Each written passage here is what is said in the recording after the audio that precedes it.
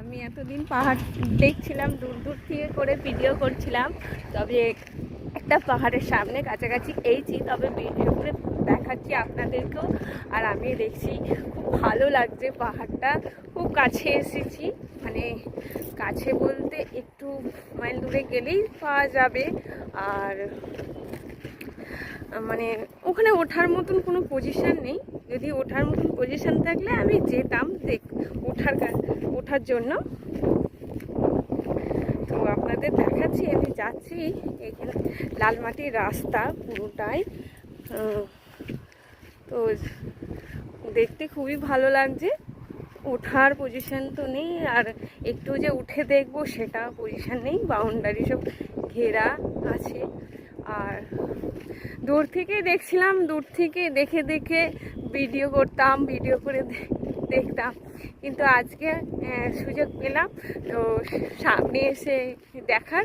তো এসে দেখছি। হ্যালো গাইস, দেখো তোমরা সবাই, আর দেখে আমাকে কমেন্ট করে জানাবে কে কোথা থেকে দেখছে।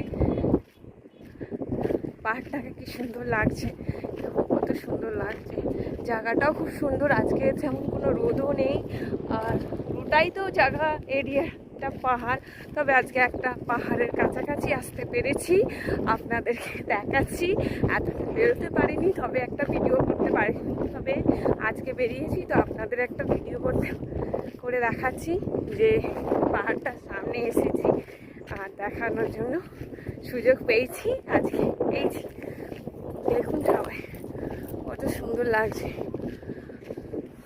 ওদিকটা যেতে দেবে কি বলতে পারবো না, তবে সব বাউন্ডারি দেওয়া আছে, খুব সুন্দর লাগছে জায়গাটা। আমি ভাবতেই পারিনি যে আমি কাছাকাছি আসবো।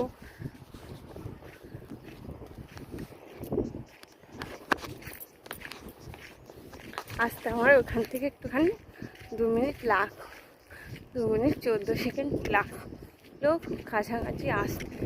তবে যাওয়ার পজিশনটা দেখি, তারপরে দেখুন গাইস, কত সুন্দর জায়গাটা, ভালো লাগছে, খুব সুন্দর লাগছে, খুব সুন্দর। বিকাল টাইমটা এত সুন্দর লাগছে বলার মতন নয়। পুরো সামনে চলে এসেছি, ওঠার পজিশনটা নেই যে উঠবো একটু দেখবো, সেটার পজিশনটা পাচ্ছি, তবে একদম সামনে। খুব সুন্দর লাগছে, আজকে এত ভালো লাগছে, পুরো কাছা